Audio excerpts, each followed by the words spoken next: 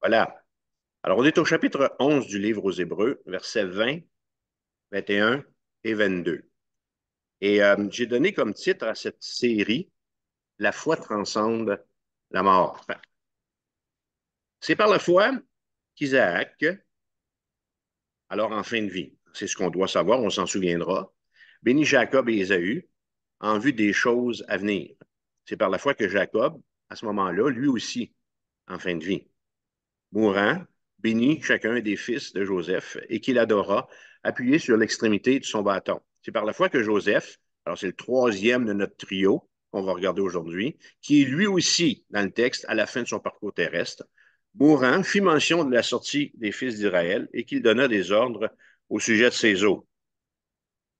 Laissez-moi vous dire ceci en résumé, c'est que depuis plusieurs mois, alors ça fait un petit bout de temps qu'on est dans l'étude des héros de la foi, du chapitre 11, et on a, à partir des versets 8 du chapitre 11, à aller jusqu'à 22 aujourd'hui, on est en train de découvrir de belles et de très enrichissantes leçons de la vie des patriarches. Abraham, Isaac, Jacob et Joseph. Au stade où on est rendu, le père du trio, c'est-à-dire Abraham, est mort.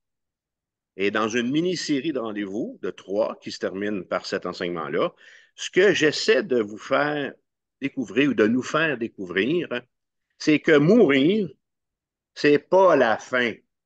OK? C'est que mourir ne devrait pas nous faire peur comme croyants. Pourquoi? Parce que la foi, nous dit notre texte, transcende la mort. Et le Larousse donne l'explication suivante au verbe transcender. C'est quelque chose. Lorsqu'on parle que quelque chose transcende, alors on fait référence à une chose qui dépasse le domaine de la connaissance rationnelle, qui va au-delà de l'imaginable. Alors, dans ce texte-là, la foi nous permet de marcher sur le terrain de Dieu. La foi est plus forte que la mort. D'ailleurs, l'auteur aux Hébreux va dire au verset 6 de notre chapitre qu'on a sous les yeux, or sans la foi, pardon, il est impossible d'être agréable à Dieu, car celui qui s'approche de Dieu doit croire qu'il existe et qu'il récompense ceux qui le cherchent. Et Jésus dira en Jean 17, verset 3, or la vie éternelle, c'est qu'ils te connaissent, toi le seul vrai Dieu, et celui que tu as envoyé, Jésus. La semaine dernière, j'étais en visite chez mon père et j'ai été en mesure de passer beaucoup de temps avec lui. Et je vous dirais que au stade où il est rendu à 92 ans, dans sa maladie, il y en a long comme le bras, là, des problèmes, OK? C'est sa foi. C'est sa foi qui permet à mon père, nouvellement converti à Jésus-Christ, de tenir en attendant justement que ce dernier ennemi, la mort, fasse son œuvre en lui. Et il est malade, puis on sait, comme famille, que sa maladie va être fatale. Mais lorsqu'on est avec lui, puis on l'entend nous dire hey, je souffre pas. Il est étonné, il n'y a aucune douleur. Il est serein, c'est un squelette, OK? Mais il est serein, puis il est heureux. Et on le voit progresser de jour en jour. On le voit grandir dans sa foi. Depuis le 3 octobre 2023, à tous les soirs, papa, avec sa belle conjointe, Fleur Ange, qui elle aussi a donné sa vie au Seigneur, et ma sœur Manon, font un temps, ont un temps spirituel. Ils lisent les Écritures, ma sœur les exhorte, les encourage, puis elle prie avant qu'il aille au lit. Alors, ce que je veux dire avec ça, c'est que papa est pour notre famille un exemple de foi qui transcende la mort. La foi de papa lui permet d'anticiper ce qui vient après lui. Sa foi lui permet de marcher sur le terrain de Dieu. Et cette semaine, je pense, hein, quand Gérard a quitté, alors cette semaine, ma sœur Monique avait organisé une petite fête pour un couple d'amis qui sont dans la même résidence qu'eux puis qui déménagent. Et Monique, toute heureuse, c'est ma sœur, de nous rapporter que papa, devant ce groupe d'amis, une douzaine de personnes, a pris la parole et a dit à ses amis, mes amis, je veux que vous sachiez une chose, la prière, ça fonctionne. Et Francine, lorsqu'elle entendait ça, elle a dit, tu sais, mon père, là, c'est, c'est pas un fonceur, c'est un gêné, c'est un gentil. Et Francine disait, j'entends d'autres choses, moi. quand ton père dit à ses amis, la prière, ça fonctionne. Alors, il a osé franchir cette étape-là, puis de donner un certain témoignage à ses amis. Alors, aujourd'hui, à l'exemple d'Isaac, son grand-père, et Jacob, son père, ben, Joseph, dans le livre de la Genèse, les chapitres 37 à 50, nous donne une dernière leçon de foi solide. Lui, le quatrième patriarche de notre groupe d'études, depuis Hébreux 11, verset 8. Alors, on va parcourir le livre de la Genèse ensemble. Tournez votre Bible avec moi dans Genèse 37. Je vous avais demandé de lire les 13 chapitres et de les lire ou de les relire. C'est une histoire, moi, l'histoire de Joseph, que j'ai lue et que je relis sans me lasser. Et en introduction, moi, ce que je vous dis ici, c'est que j'espère que lorsque vous avez lu ou relu l'histoire de Joseph, que cette histoire-là vous a fait du bien, qu'elle a fait du bien à votre âme. Hein? Alors, qu'est-ce qu'on sait de Joseph? En quoi est-ce que ce jeune homme, ben, il a vieilli là, parce qu'il est mort à 110 ans, alors il n'est pas resté adolescent toute sa vie, mais en quoi est-ce que ce jeune homme est un exemple pour nous? Alors, on va être fixé à la fin de cet enseignement-là.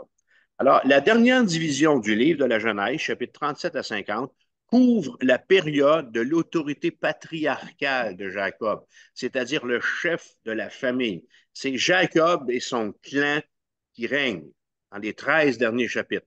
Mais plus que ça, c'est avant tout le temps où est né le 11e fils de Jacob, Joseph, qui devient, pour la fin du livre de la Genèse, la figure centrale.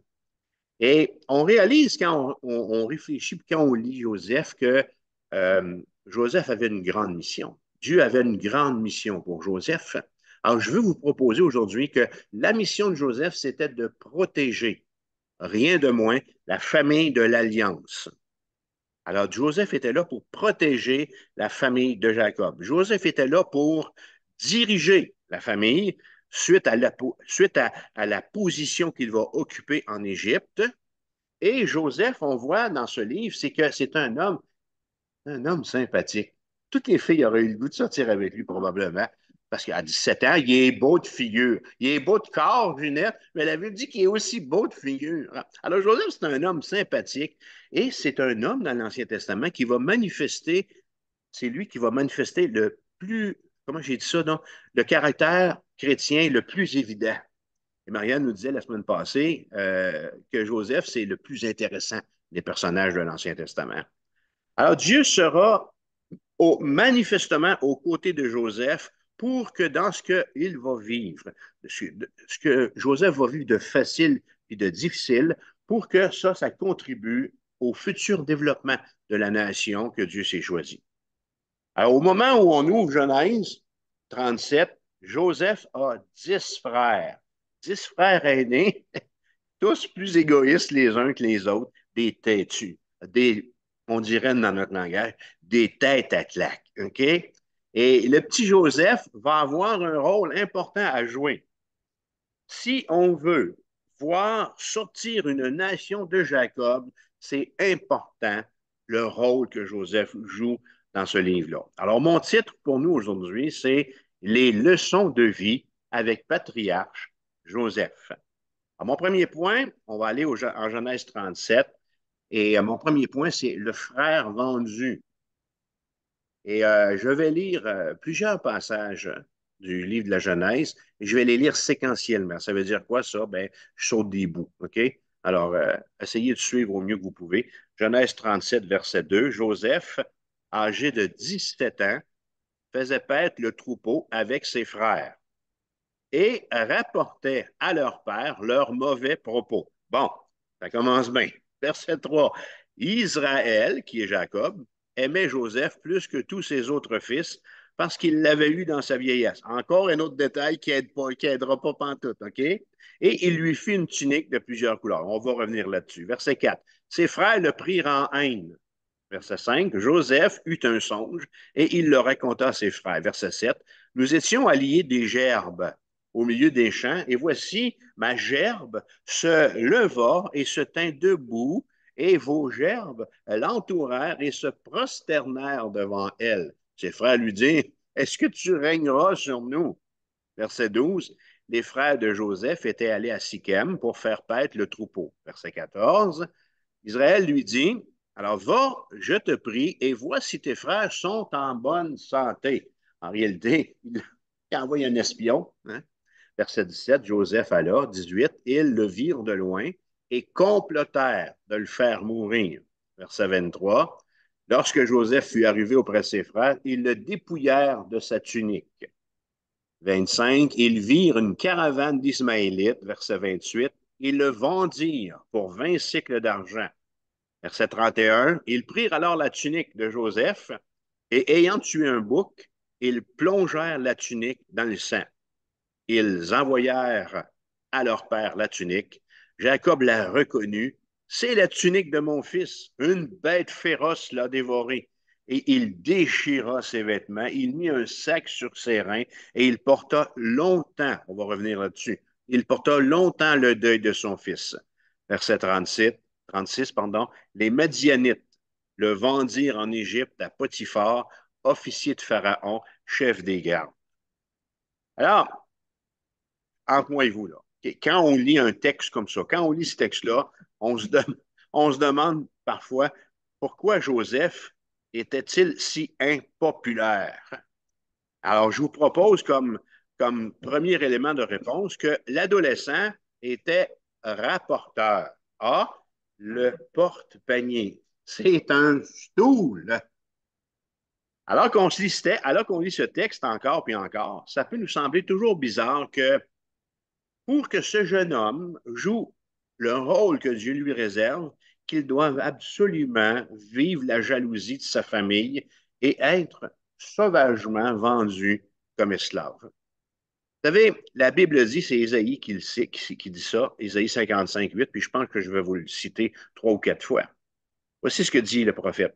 Car mes pensées ne sont pas vos pensées, et nos voix ou vos voix ne sont pas mes voix, dit l'Éternel. Alors, Joseph, qui travaillait avec ses demi-frères, a été témoin de spectacles désolants. Alors, les coups pendables que les grands veaux faisaient ne sont pas tous rapportés. Il y en a qui sont rapportés. OK? Alors, Joseph, lui, ben, il rapportait ça à son père. Il rapportait à Jacob le mal que pouvaient faire et que pouvaient dire ses frères. Quand, quand vous étiez petit, là, et que votre frère disait ah, je vais le dire à papa ou je vais le dire à maman, de quel surnom vous le traitiez? Hey, le stool. Hein? On le traitait de stool, on le traitait de rapporteur, on le traitait de panier percé. OK? Alors, Joseph, en réalité, là, il est étonné que ses frères, qui sont à la fois son cercle intime, ses amis, on est souvent très proche de nos frères. Ce qui le surprend, c'est qu'ils en viennent à vivre contrairement à la foi de leur père. Et lui, Joseph, a juste un seul souci, c'est qu'il se soucie de la religion de son père. Il ne peut pas accepter que ses frères, la foi du vieux, il l'envoyait balancer. Alors, on voit déjà ici, par la réaction du jeune adolescent, qu'il y a de très hauts standards, il y a de très hauts standards moraux et spirituels. En fait, je vais aller plus loin. Je vais aller plus loin, puis je vais vous dire pourquoi Joseph a été vendu par ses frères. C'est mon explication, parce que Genèse 3,15 était en danger. Après la tentation d'Ève, après la chute, Dieu vient à Satan et fait une prophétie concernant Ève, qui se lit comme suit. Je mettrai inimitié. L'inimitié, là, c'est ce qui se passe avec Joseph et ses frères, OK? C'est un sentiment de haine, d'hostilité à l'égard de quelqu'un. Alors, Dieu est en train de dire à Satan, je vais mettre inimitié entre toi, Satan, et la femme. Je vais mettre inimitié entre ta postérité, les fils du diable, et je vais mettre inimitié entre les fils de Jacob, les fils d'Israël. La postérité de la femme va t'écraser la tête, mais tu lui blesseras le talon. Alors, il y a une prophétie qui est donnée ici à Ève, que de son sein va sortir le Messie, le Shiloh, Jésus-Christ. Alors, moi, je vous dis, là, Joseph, c'est mon explication, Joseph vit avec ses frères, cette haine, cette hostilité. Pourquoi? Parce que la promesse qui a été faite à Ève est en danger. Les plus vieux de ses frères, dans Genèse 38, vous l'avez lu, étaient idolâtres. Judas est même allé vers une prostituée. Alors, si Satan brise la lignée de la postérité, pas de la postérité, si Satan brise la lignée de la postérité de la femme, qu'est-ce qui se passe? Il a gagné. Il a gagné. Alors, il faut qu'il se passe absolument quelque chose. Alors, moi, je vous dis, les frères doivent absolument être dénoncés. Ils doivent prendre en grippe Joseph et s'en débarrasser pour leur salut et pour le salut de la promesse que Dieu fait à Ève. Joseph est vendu par ses frères parce que c'est le plan de Dieu. C'est comme ça que Genèse 3,15 va pouvoir être sauvé. Alors, faisons attention dans notre évangélisation à la phrase suivante. Tu vas voir, avec Jésus, tout ira bien. C'est pas vrai. OK? C'est pas vrai. OK? Allez dire ça à Joseph. Tu vas voir, Joseph, en embrassant la foi de ton père Jacob, tout ira bien. C'est pas vrai. Si Joseph avait marché avec ses frères, c'est-à-dire que s'il avait passé tous les coups là, qu'il faisait monter dans la gang, OK, là, s'il avait fait les 100 coups avec eux autres, il aurait été accepté par la bande. Alors, ça nous montre ici, le texte nous révèle que, que le genre d'homme, le genre de cœur qu'il avait pour le Seigneur. Hein. Alors, il n'a pas passé le test des grands frères, donc il ne faisait pas partie de la bande. Comment est-ce que vous comprenez ce texte-là? Le psaume 1, verset 1 dit Heureux l'homme qui ne marche pas selon le conseil des méchants, qui ne s'arrête pas sur la voie des pécheurs et qui ne s'assied pas en compagnie des moqueurs. Alors, Joseph, l'adolescent, ne faisait pas partie de la gang des 10. Ce croyant vertueux avait des standards plus élevés que ceux de ses frères et une belle démonstration du psaume 1, verset 1. Alors, pourquoi est-ce que Joseph était-il si impopulaire de ses frères? C'était un bon espion pour Jacob. C'est la première réponse. C'est un panier percé. C'est un espion. C'est tout inscrit dans les plans de Dieu. Deuxième élément de réponse, rien pour aider le jeune Joseph. Jacob avait habillé Joseph chez Beauvais. Okay? Alors, je suis certain que la moitié ne savent pas c'est quoi Beauvais. C'est une chaîne de vêtements chics qui date des années 60, peut-être. Okay? Alors, le deuxième élément de réponse, B, pourquoi est-ce que Joseph est aussi pris en grippe par ses frères? À cause du favoritisme. Okay? Alors, comment est habillé Joseph? Joseph est habillé comme un chef. Joseph est habillé comme un héritier. Alors, ses frères se sont sans doute dit, c'est certain, le vieux, il a en tête de le placer en autorité sur chacun de nous. Parce que l'habit que porte Joseph était une évidence de favoritisme, et cette évidence-là vient rajouter à l'impopularité de Joseph. Elle le nuit, bien qu'il fût élégant. C'est un beau bonhomme. Alors, deuxième élément de réponse, qui sert Dieu. Troisième élément de réponse, pour la haine de ses frères, mais qu'est-ce qui est naïf? Pas nono. OK? Joseph, il ne soupçonne pas le mal. Je ne sais pas s'il s'en vient en turlutant là, dans le champ. Là. Nous irons au bois Marie-Madeleine, je ne sais pas trop quoi. Là, OK? Alors, il soupçonne pas le mal. Puis, en apportant un pique-nique à ses frères, de la part du père Jacob, le vieux patriarche, qu'est-ce qu'il fait? Il est en train de donner aux 10 frères de Joseph la plus merveilleuse occasion de se débarrasser de lui. Et ici encore, je cite à nouveau Isaïe 55. Mes pensées ne sont pas vos pensées. Et mes voix ou vos voix ne sont pas mes voix. La troisième fois, mal lire comme il faut. OK? Alors, sans tenir compte des angoisses. Alors, ils se sont, écoute, les 10 se sont jetés de lui. Sur lui OK? Si c'est des joueurs de football, ils l'ont plaqué au sol, ça n'a pas été là. Alors, sans tenir compte des angoisses et des supplications de leurs frères, les 10 frères, nous dit le texte, s'assoient pour manger avant de le vendre au premier venu. Alors, moi, là, je voudrais vous suggérer que ces hommes-là, là, autour du barbecue, là, puis du feu, là, se sont félicités. Hey, on n'est pas pire. Hein? On est clément envers le petit frère. On ne l'a pas tué. On ne l'a pas tué, mais on va en tirer un bon prix. Alors, quelle est la suite? Qu'est-ce que Dieu a en réserve pour Joseph? Mon deuxième point, c'est le séjour en Égypte. Alors, comme vous le réalisez, je fais une histoire, un résumé concis. Alors, le séjour en Égypte. Imaginez-vous le scénario.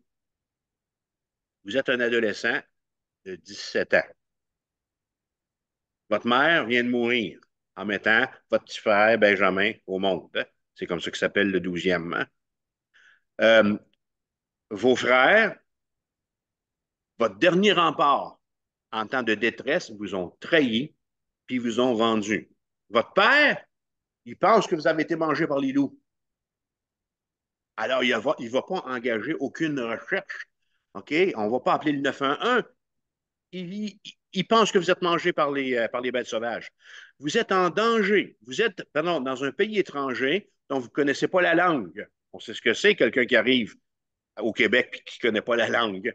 Et dans ce pays-là où vous êtes étranger, ce n'est pas Yahvé qui est adoré. Alors, comment faire pour ne pas craquer? Quelle sera la force de Joseph? Est-ce qu'il est un super chrétien? Non. Je veux juste vous montrer ici l'intervention. Je veux survoler l'intervention de Dieu. Dieu est au contrôle. Regardez bien. Alors, faites juste rester avec moi. Genèse 39, verset 2, c'est le point de départ. L'Éternel fut avec lui. Alors, l'Éternel a été avec Joseph à partir de l'âge de, tout le temps, okay? Du sein de sa mère à aller jusqu'à la fin de son 110 ans. Alors, et Moïse écrit, l'Éternel fut avec lui, c'est le point de départ. Résultat numéro un, la prospérité l'accompagna. Pharaon dit à ses serviteurs, résultat numéro 2, trouverions-nous un homme comme celui-ci ayant en lui l'Esprit de Dieu? Alors, Pharaon, qui est à la tête d'un pays païen, reconnaît en un petit juif, OK, un esprit qui sort de l'ordinaire. Et il va le placer à la tête de l'Égypte. On connaît l'histoire. Résultat numéro 3, chapitre 45, verset 5. Maintenant, ne vous affligez pas et ne soyez pas fâchés de m'avoir vendu pour être conduit ici, car c'est pour vous sauver la vie que Dieu m'a envoyé devant vous. Alors, il est au courant vraiment des intentions que Dieu a à son égard et des intentions bienveillantes que Dieu a à l'égard de ses frères et de la nation qui va en sortir. Il va dire, voilà 2 ans que la famine est dans le pays et pendant 5 années encore, il n'y aura ni labour ni moisson. Il n'y a absolument rien, les frères et les sœurs, qui échappe à Dieu.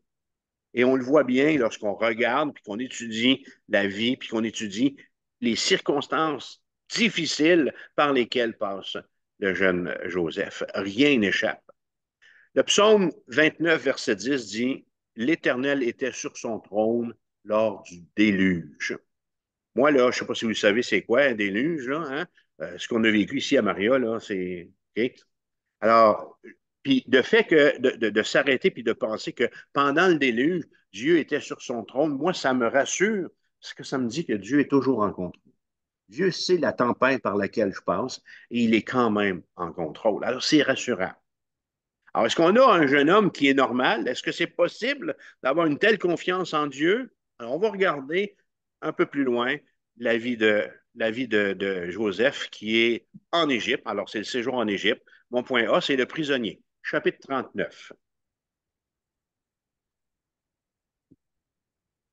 Chapitre 39. On fit descendre Joseph en Égypte. Potiphar, officier de Pharaon, l'acheta. L'Éternel fut avec lui et la prospérité l'accompagna. Son maître vit que l'Éternel était avec lui et que l'Éternel faisait prospérer entre ses mains tout ce qu'il entreprenait. Verset 5. Dès que Potiphar l'eut établi sur sa maison et sur tout ce qu'il possédait, l'Éternel bénit la maison de l'Égyptien à cause de Joseph, et la bénédiction de l'Éternel fut sur lui, sur tout ce qui lui appartenait, soit à la maison, soit au champ. Il abandonna aux mains de Joseph tout ce qui lui appartenait, et il n'avait avec lui d'autre soin que celui de prendre sa nourriture. Remarquez bien au verset 1, Potiphar, alors, c'est important ce point-là ici. Potiphar, officier de Pharaon, chef des gardes égyptiens, l'acheta. Joseph n'est pas vendu au premier quêteux. Joseph n'est pas vendu au dernier venu. Joseph est vendu au chef de la garde royale, hein, un personnage influent. Voyez-vous là, lors du déluge, Dieu était sur son trône, le verset ici qui gravite autour de notre esprit. Alors, Dieu est vraiment au fait de ce qui se passe. Alors, pourquoi pas vendre Joseph à un agriculteur, à un berger? Il a toutes les qualifications. 17 ans, en forme, courir après les brebis à droite puis à gauche, hein. Qu'est-ce que Joseph va bien pouvoir apprendre, pardon, aux côtés d'un militaire? Pourquoi Dieu, tu permets que ce soit Potiphar, le chef des gardes de l'armée de Pharaon, qui la jette? Alors, qu'est-ce qu'il va apprendre? Joseph va apprendre à gouverner. Joseph est placé dans les meilleures conditions. Du, du jour au lendemain, Joseph est entré à l'université de l'Égypte directement. Et ça va lui permettre de connaître les coutumes. Il va être initié à la guerre. Il va être initié à la gouvernance. Et surtout, il va être introduit dans la présence du pharaon. Et son école pratique va durer 15 ans. Comment est-ce que Potiphar a su que l'Éternel était avec Joseph? Potiphar a su que Joseph était un homme de Dieu d'une certaine façon parce qu'il avait une vie sans compromis. Et le prochain épisode de la vie de Joseph, c'est l'invitation à l'adultère par la belle femme de Potiphar. Genèse 39, verset 6. Alors, je répète que Joseph était beau de taille et beau de figure. On le sait, mon Yves, là. Tu nous l'as déjà dit, là. OK? Verset 7. La femme de son maître porta les yeux sur Joseph. Alors, l'explication est là pour nous aider à comprendre pourquoi. Elle dit, couche avec moi. Et il refusa et dit à la femme de son maître, voici, mon maître ne prend avec moi connaissance de rien dans la maison, et il a remis entre mes mains tout ce qui lui appartient. Il n'est pas plus grand que moi dans cette maison, et il ne m'a rien interdit, excepté toi, parce que tu es sa femme. Et regardez ce qu'il dit, ou la question qu'il pose. Comment ferais-je un aussi grand mal et pécherais-je contre Dieu? Alors, Joseph a une compréhension assez juste du péché. Il sait, il comprend que le péché, que Dieu est juste et qu'il doit lui-même être juste et ne pas faire aucun compromis. Et là, il va être accusé à tort de viol. Parce que combien de fois que, 2 fois ou 3 fois, elle vient vers lui, OK? Puis la dernière fois, elle le pogne par la robe de chambre ou par le vêtement. Puis là, il dit non, puis il se sauve tout nu, probablement juste avec son cache-sexe, OK? Puis il se sauve, puis là, elle crie au meurtre, OK? Elle crie au viol, et ainsi de suite. Et suite à cet incident-là, Joseph va être condamné au cachot. C'est un esclave. Il n'a aucun droit. Même chez Potiphar, il est déjà un esclave. Il aurait pu. Wow, wow, wow, wow, attends, Potiphar, là. On va t'expliquer. Non, non, non, non. Au cachot. Et là, je me suis posé la question déjà, pourquoi le cachot et non pas la potence? Vous avez déjà posé la question? Pourquoi le cachot puis pas le gibet? Pourquoi pas la lignotine? Je dirais d'abord ceci, que Potiphar ne croit pas vraiment la belle épouse. Il la connaît bien, sa snouroune. Ça, c'est la première raison. Ensuite de ça, parce que c'est là, dans la prison, que Joseph va prendre son envol pour accomplir sa mission. Là, il est vraiment au fond du baril. Est-ce que c'est possible que Dieu permette à un homme d'aller aussi creux que Joseph est allé? Je sais encore Dieu. Mes pensées ne sont pas vos pensées et vos voix ne sont pas mes voix.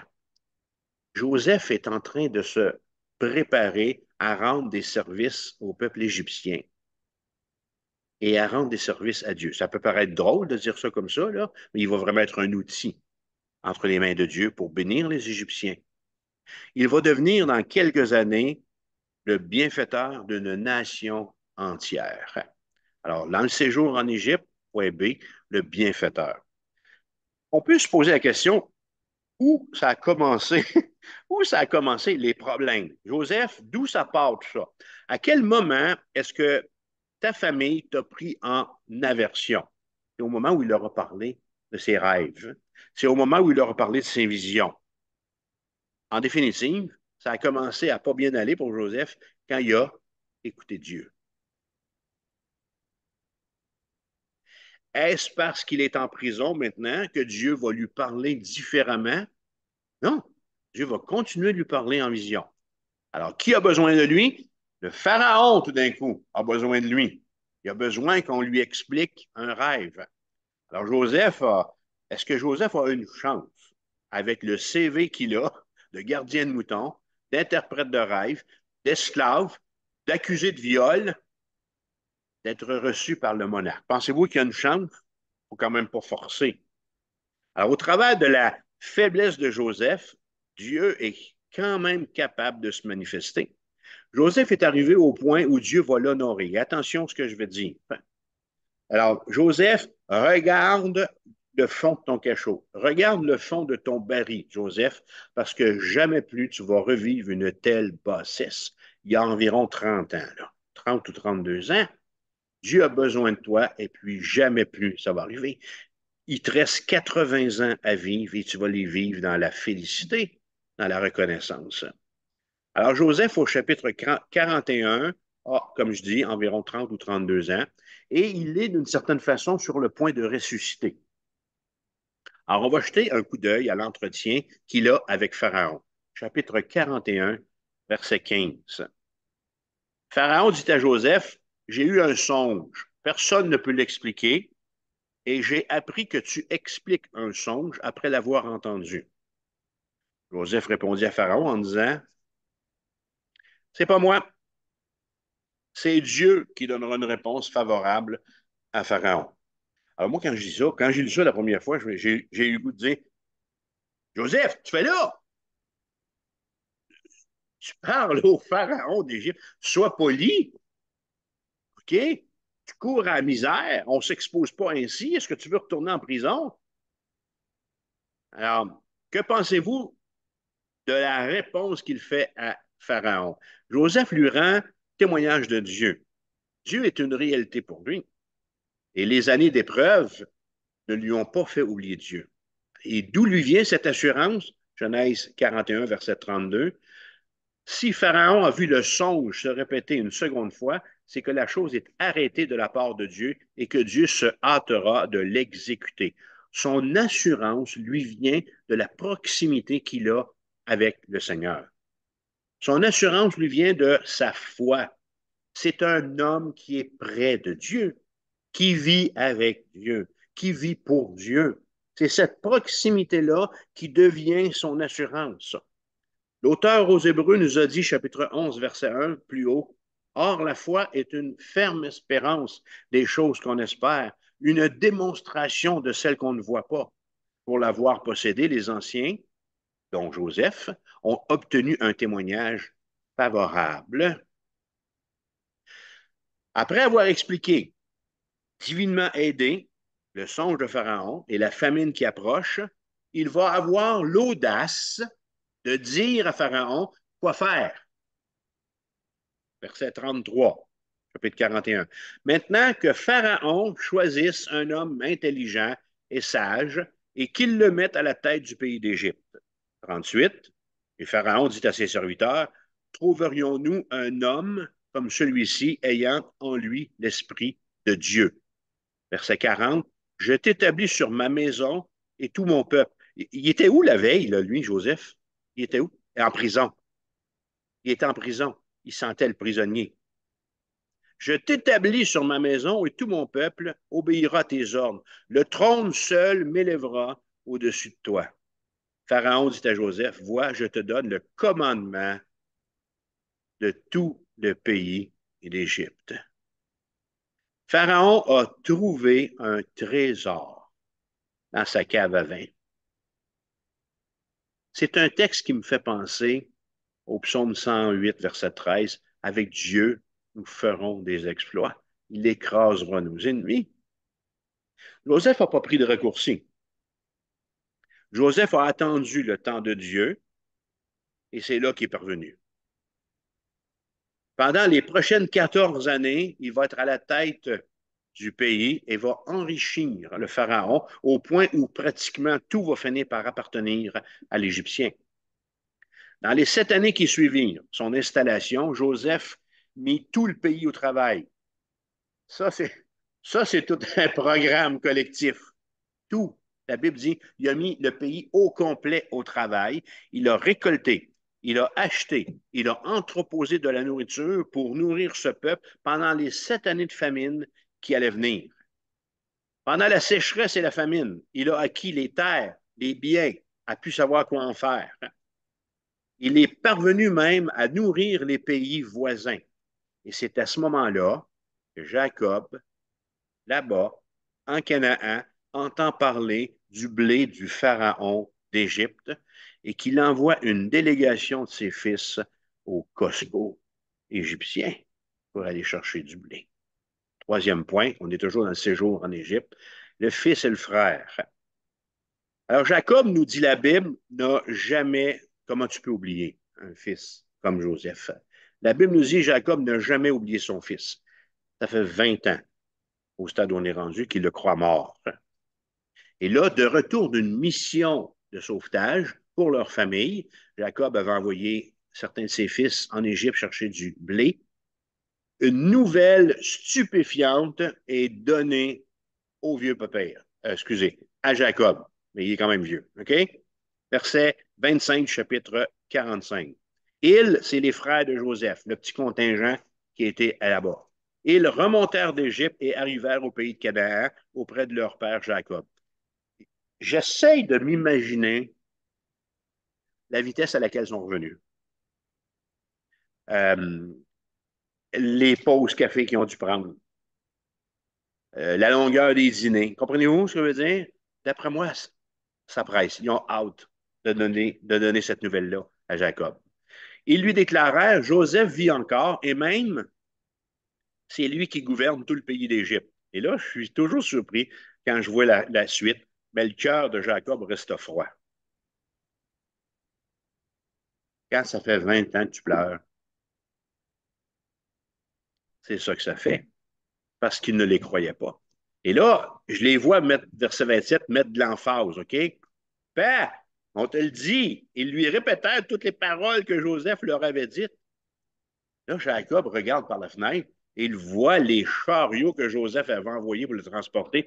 C'est alors, nous dit la Bible, que l'esprit de leur père Jacob reprit vie. Israël dit, c'est assez, mon fils Joseph vit encore, j'irai le voir avant de mourir. Avant de mourir. Israël partit avec tout ce qui lui appartenait. Je ne sais pas si vous avez déjà, ben oui, j'espère, là, sinon,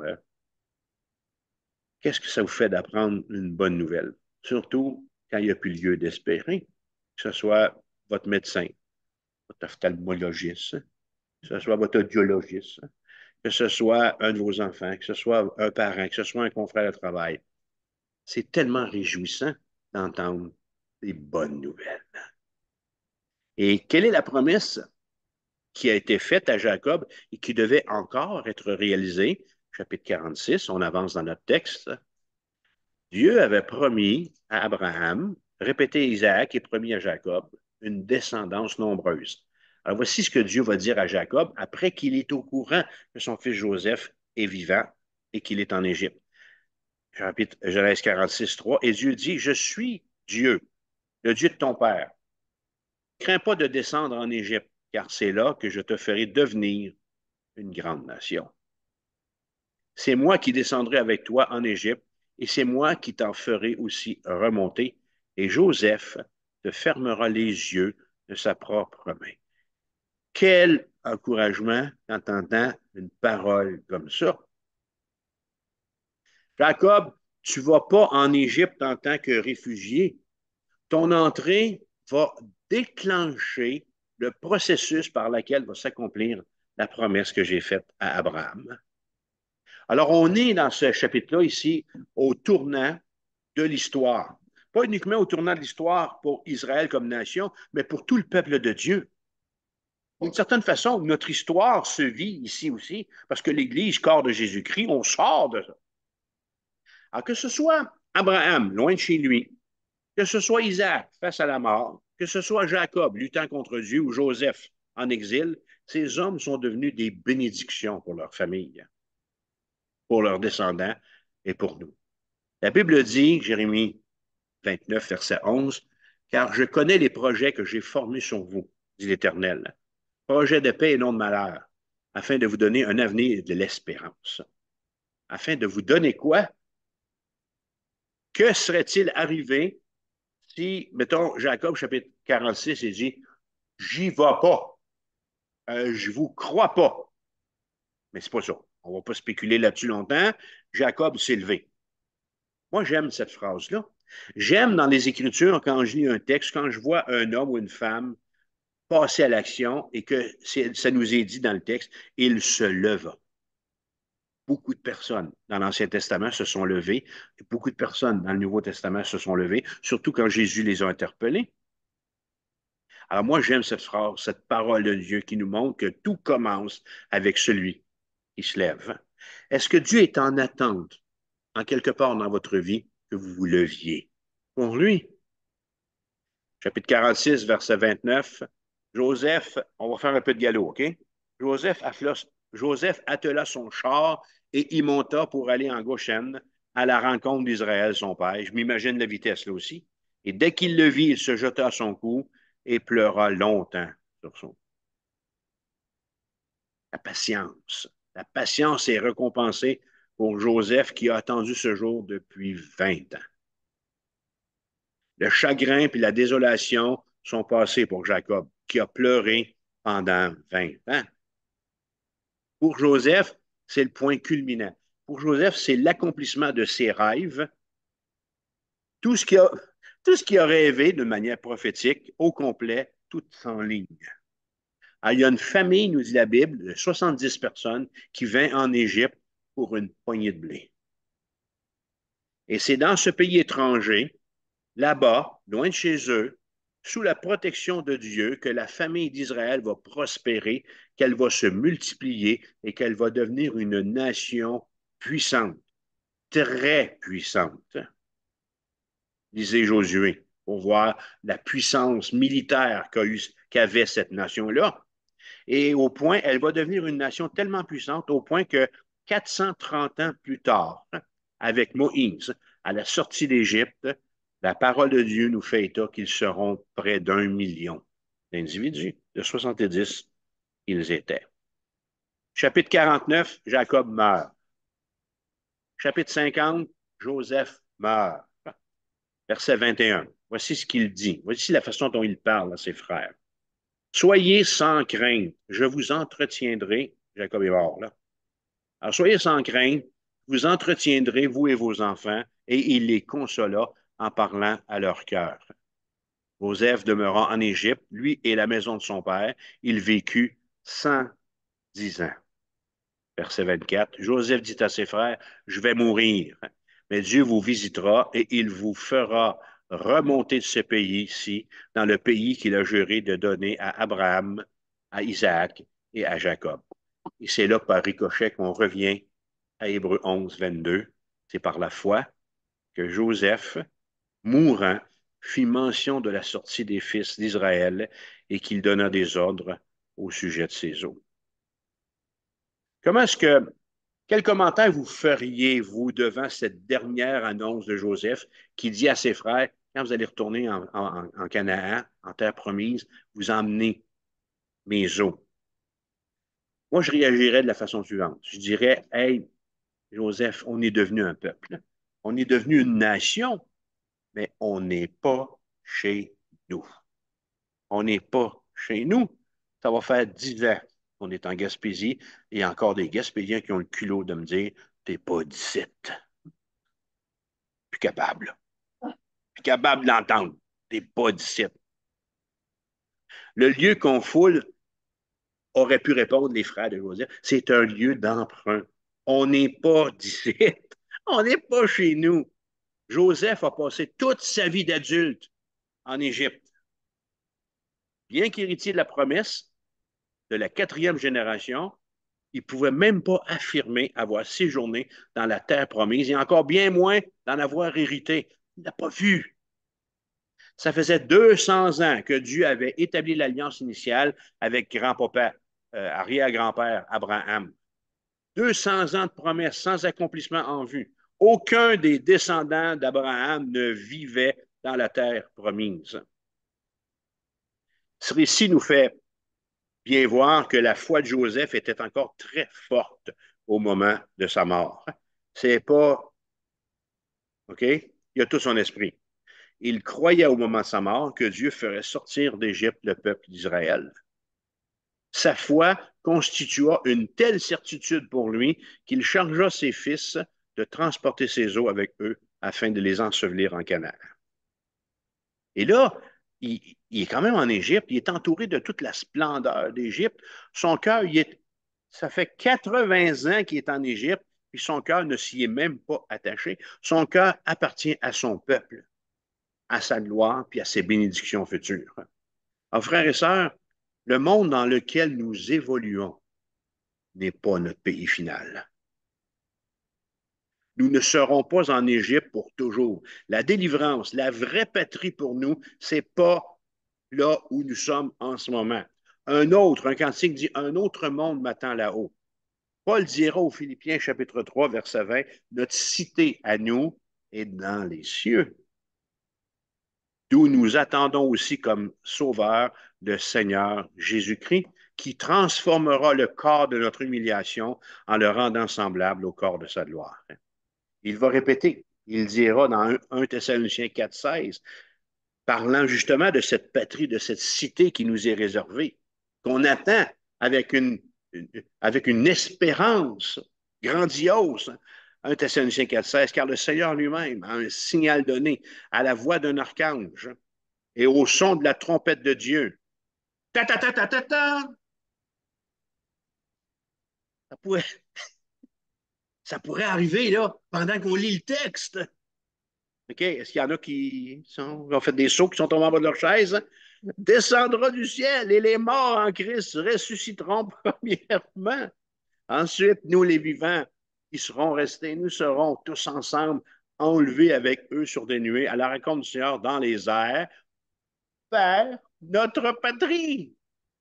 Ainsi, nous serons toujours avec le Seigneur. Le 8 avril, on a levé les yeux vers le ciel pour regarder l'éclipse. Levons les yeux, mes bien-aimés. Pourquoi? Parce que notre délivrance d'Égypte va venir d'en haut. Elle va venir d'en haut. Avant de conclure, j'ai encore ceci à dire à propos des 4 patriarches. Ce pas les meilleurs exemples, OK? Mais ce sont 4 hommes imparfaits, comme on l'est, au point où je me demande parfois, des fois, pourquoi Dieu a travaillé avec de tels bouffons. Alors, mon 4e point, avant d'aller vers ma conclusion, on va revenir à Joseph un petit peu plus loin, c'est que Dieu est quand même à l'œuvre malgré notre imperfection. Et là, j'ai mis la main sur un article qui date de septembre 2021. Alors, j'aimerais vous lire un extrait. L'extrait d'une lettre de nouvelles en lien au ministère de prière 24/7 de notre association. Et elle a été écrite par Richard Hull. Alors, on est en septembre 2021. Ça fait déjà 3 ans, compris. On en est à la 6e. Est-ce que Dieu entend vraiment? Le doute s'installe et avec ce doute, le sentiment que je prie en vain. Pour moi, un puissant encouragement que Dieu travaille dans l'invisible et le livre de la Genèse.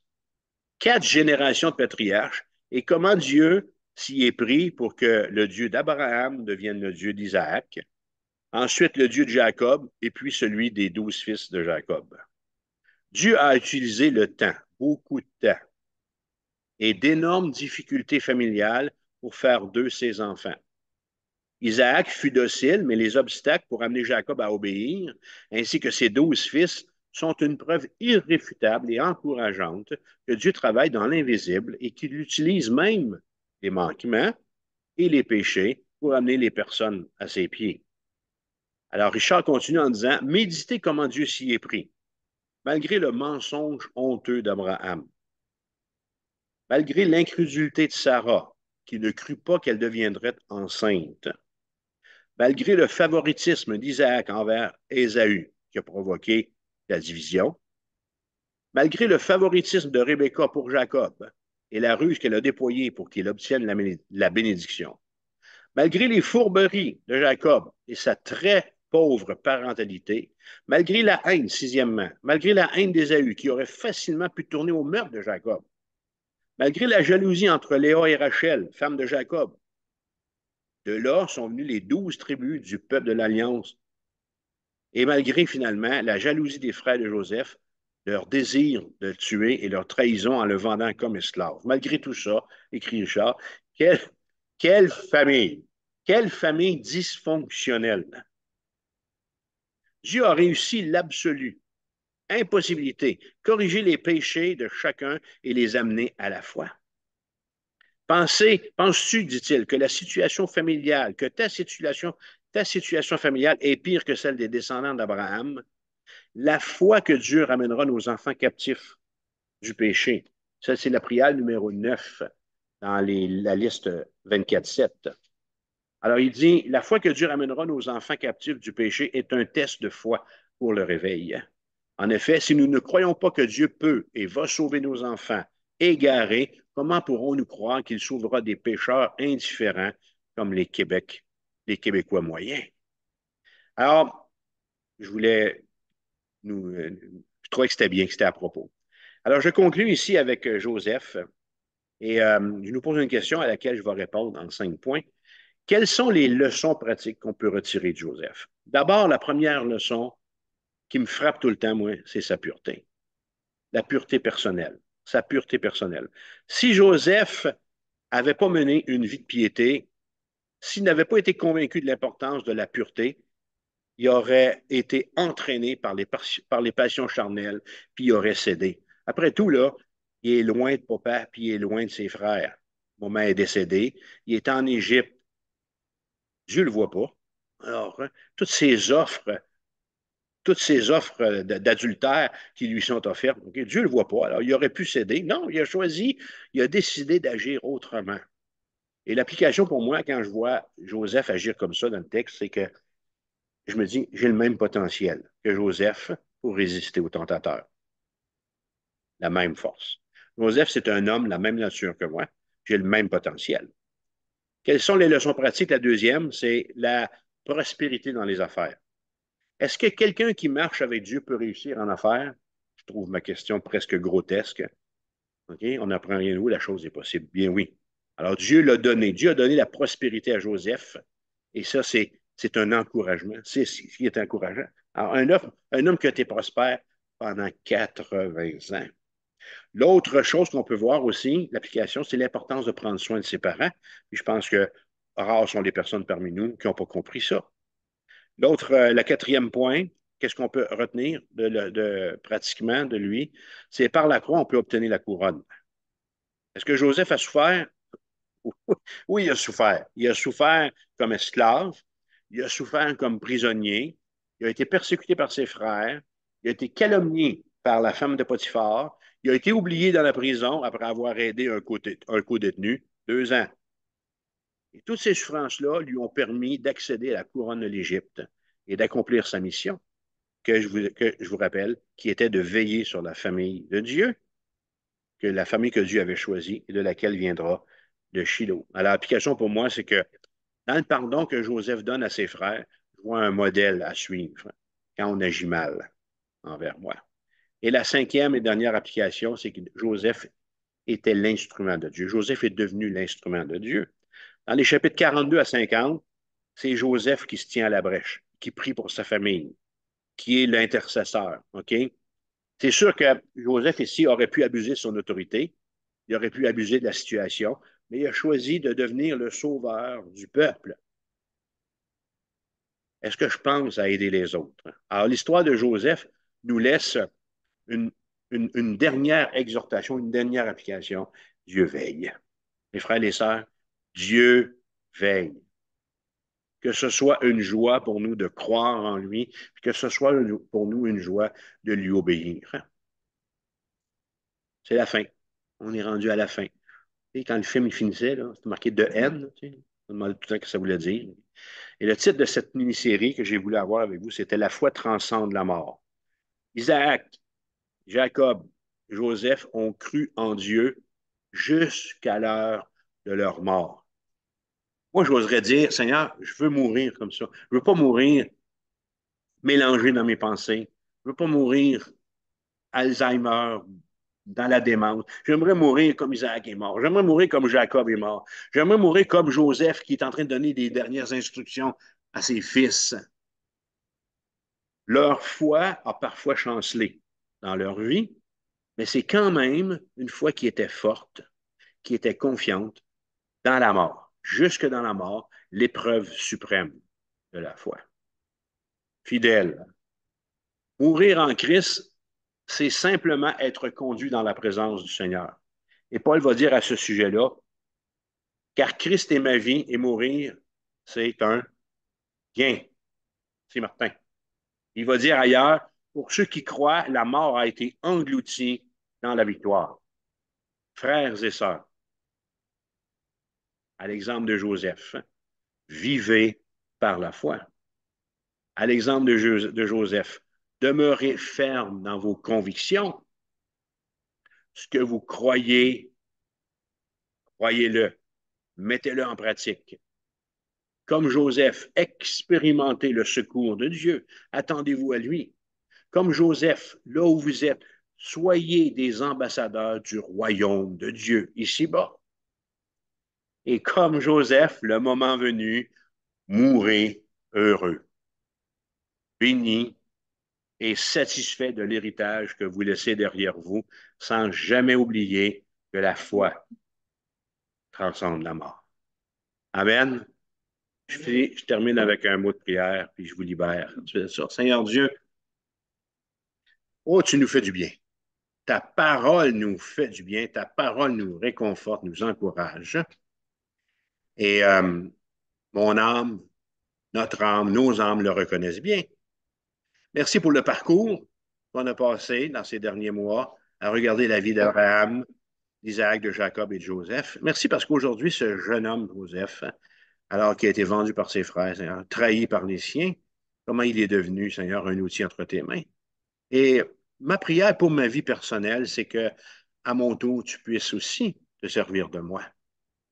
Et, je veux, comme Jacob aussi, me lever et te dire, Seigneur, ben, je suis prêt, utilise-moi là où je suis. Alors que ta gloire resplendisse dans ma vie, que ta gloire resplendisse dans chacune de nos églises et sur ton Église au Québec. Parce que notre désir, notre volonté, Seigneur, c'est de marcher pour toi sans compromis et de vivre pour toi, par la grâce. En Jésus, nous prions. Amen. Dieu vous bénisse. Bonne semaine. Attendez une minute, là. Attendez une minute avant de faire trop de bruit. Il faut que j'arrête l'enregistrement.